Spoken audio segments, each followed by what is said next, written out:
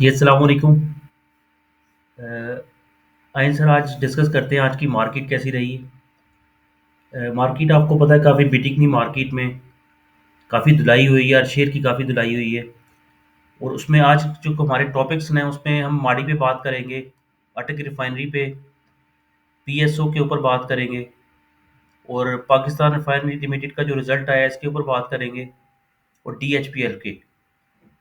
ये कुछ कंपनीज़ है और हम ओवरऑल जो मार्केट थी वो काफ़ी डिप्रेस थी। ये 1500 पॉइंट से नीचे बंद हुई है मार्केट। और अगर आप आज के हीरो और ज़ीरो की बात करेंगे तो एक कंपनी थी डीएसआईएल।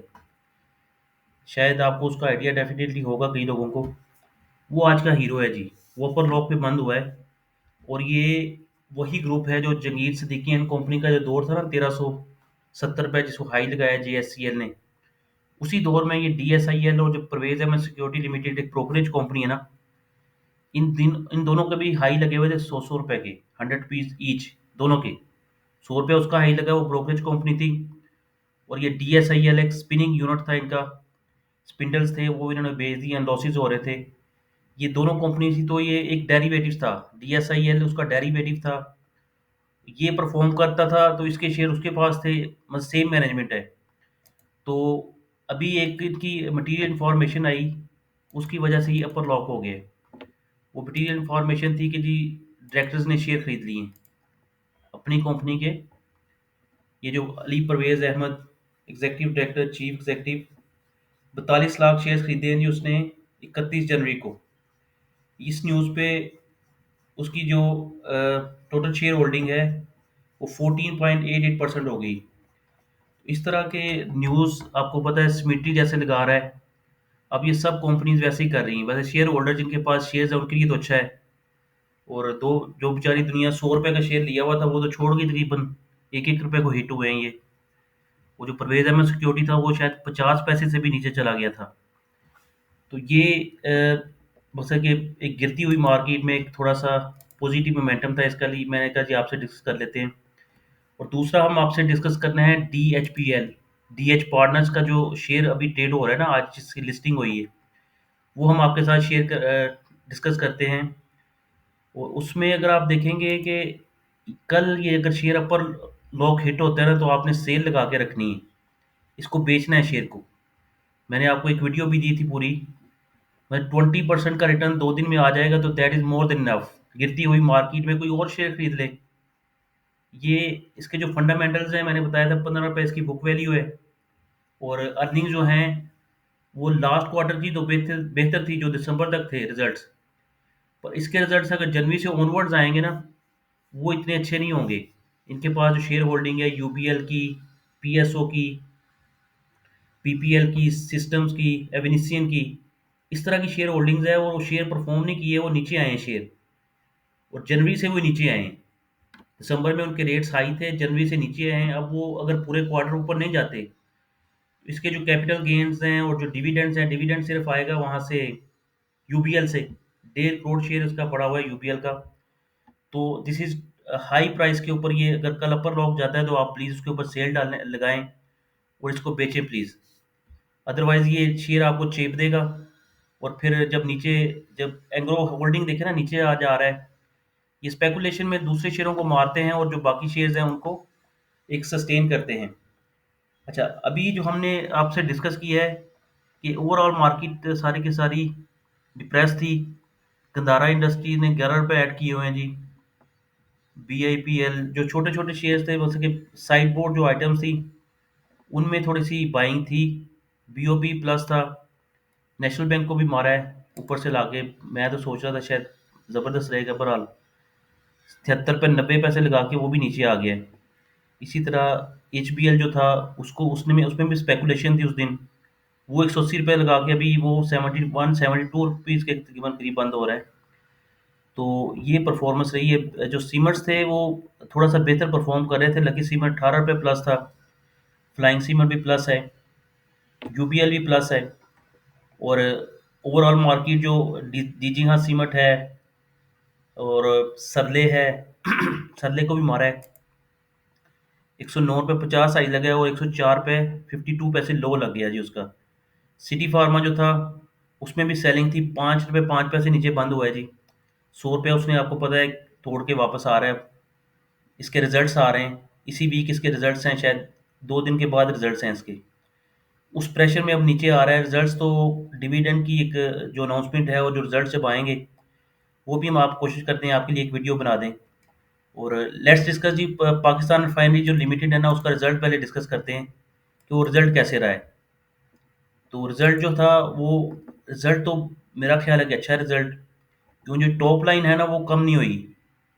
ये आप क्वार्टर एंडेड की देखेंगे ना, 88 बिलियन रुपीज़ की क्वार्टर एंड की थी लास्ट ईयर की, वो कंपैरेटिवली 86.7 बिलियन रही। That is much better. जो अटक रिफाइनरी और पाकिस्तान नेशनल रिफाइनरी के रिजल्ट्स आए हैं, उनकी तो मैंने आपको दिखाया था। नेशनल रिफाइनरी की जो टॉप लाइन थी वो तकरीबन 50% तक रिड्यूस थी, और इसी तरह वो मैं 25 से 30% तक की रिफाइनरी की जो टॉप लाइन है रेवेन्यू थी, वो भी डाउन थी। उसके कंपैरेटिवली ये जो रिजल्ट है इस क्वार्टर का, इसका अच्छा है। पिछले जो 2 क्वार्टर्स थे, पिछले साल 2023 के क्वार्टर 1 और क्वार्टर 2, उसमें ज़बरदस्त मार्जिन थे और सेल्स भी ज़बरदस्त थी, इसलिए इसमें प्रॉफिट्स दोनों क्वार्टर्स का ज़बरदस्त प्रॉफिट था। ये जो सेकंड क्वार्टर है इसका 3 रुपये 22 पैसे प्रॉफिट था, और जो दोनों क्वार्टर्स इकट्ठे थे, फर्स्ट और सेकंड क्वार्टर, उसकी 10 रुपये की अर्निंग्स थी दोनों की मिला के। उसके बाद तीसरा क्वार्टर और चौथा क्वार्टर फिर था, वो बड़ा वीक आया। फिर भी एंड ऑफ द ईयर उसके रिजल्ट्स तो थे, वो कंपैरेटिवली बेहतर थे। अब ये दोनों जो क्वार्टर्स, अगर हाफ ईयर की आप परफॉर्मेंस देखते हैं, तो इसमें थोड़ी सी रिडक्शन है अपना टॉप लाइन में। ओवरऑल रिजल्ट्स मुझे तो बेहतर लग रहे हैं। मार्केट अगर आप 36 रुपीज़ के अराउंड आपको मिलता है ना वो शेयर, वो शायद मेरा ख्याल है कि एक बाइंग अपॉर्चुनिटी होगी। और ये देखें, ये शॉर्ट टर्म जो इन्वेस्टमेंट थी इसकी 4.2 बिलियन रुपीज़ से 20 बिलियन रुपीज़ चली गई है। तो एक कैश भी कंपनी के पास कैश भी है जो इन्वेस्ट कर रहा है, इन्वेस्टमेंट शॉर्ट टर्म की जो है उसमें। ओब्वियसली कोई ट्रेड बिल्स या फिक्स्ड इनकम में उसने इन्वेस्टमेंट की होगी, इसको भी देख लेंगे। तो ये मेरा ख्याल है कि आपको प्लीज़ एक 36 रुपये के करीब आगे पीछे मिलता है ना, 36 रुपये 10 पैसे 20 पैसे, यहाँ से वापस गया था ये 45 रुपीज़ तक। तो वो शायद अपना लो तोड़े 36 रुपये 25 पैसे का। तो ये अभी भी थोड़ा सा रिस्टेन कर रहा था, पर मार्केट गिर रही थी तो उसमें रुक नहीं सका। अच्छा, आगे चलते हैं जी। हमारे पास जो माड़ी है ना, माड़ी, अब सारी मार्केट, पहले उसने सुबह लो लगा लिया 5 रुपये 60 पैसे, 560 का। उसके बाद वो तकरीबन देखे ना 570 रुपये के करीब बंद हो रहा है। अब इसकी जो रेजिस्टेंस, नेक्स्ट रेजिस्टेंस है ना, ये 2 दफ़ा, एक दफ़ा नीचे जाते हुए क्लोजिंग इसकी आई थी 500, ये यहाँ पे, ये ये यहाँ 551 रुपये की, 553 रुपये इसकी क्लोजिंग थी जब ऊपर गया है। और ये 566 ये जो नीचे आ रहा है। तो अब ये जो 550 का एक है ना, ये 550 की जो प्राइस है, this is very good opportunity. ये अब अगर आपको आपके पास है तो प्लीज़ होल्ड करें, और अगर नहीं है तो यहाँ पे इज़ अ बाइंग अपॉर्चुनिटी 555 550 के करीब। और जो आपने स्टॉप लॉस रखना है वो ये आप ये रख सकते हैं, स्टॉप लॉस यहाँ 540 रुपये का। 540 रुपये के स्टॉप लॉस के साथ 550 पे buying, is a buying opportunity. क्योंकि ये जो दोनों अटक रिफाइनरी और ये अ, अटक रिफाइनरी और माड़ी, ये कैश रिच कंपनीज हैं। तकरीबन माड़ी के पास माड़ी के पास कोई 75 अरब रुपए से ज़्यादा की कैश एंड कैश एक्विवेलेंट्स हैं। 75 बिलियन रुपीज़ के कैश एंड कैश एक्विवेलेंट्स हैं, जो कि उसने इन्वेस्ट किए हुए हैं शॉर्ट टर्म इन्वेस्टमेंट में। और उनसे जो अर्निंग आती है ना कंपनी को, उसमें टैक्स सेविंग है। जो उनकी कोर अर्निंग्स है उनके ऊपर तकरीबन 60% टैक्स लगता है। और फिर आपको पता है अर्निंग अभी आई है 30 अरब रुपए की। पर वो जो अर्निंग्स हैं वो अगर इन्वेस्ट करते हैं कहीं, तो वो उसके ऊपर वो 15% टैक्स है। तो इस 75 अरब रुपए से ज़्यादा इसके पास, माड़ी के पास है कैश एंड कैश एक्विवेलेंट। और तकरीबन 70 अरब रुपए से ज़्यादा, 70 बिलियन रुपीज़ अटक रिफाइनरी के पास है। तो इन दोनों शेयर्स को अगर आप देखते हैं, तो ये भी जो अटक रिफाइनरी है ना जी, ये भी तकरीबन 580 रुपये जो है इसकी बड़ी अच्छी सपोर्ट है। ये इससे नीचे शायद आपको एक फिर बाइंग अपॉर्चुनिटी दे रहा है, जैसे पहले ऊपर भाग गया था ना, और मार्केट विल गेट बेटर। मुझे मार्केट अच्छी लग रही है। ऐसे ही आज वो टैरिफ की जो थी एक खबर, उसके ऊपर मारा है। और मेरा ख्याल है कि अगले पूरे हफ्ते में मार्केट अच्छी हो जाएगी, रिजल्ट्स भी आएंगे, तो जैसे भी रिजल्ट्स आएंगे, पर मार्केट का मोमेंटम है।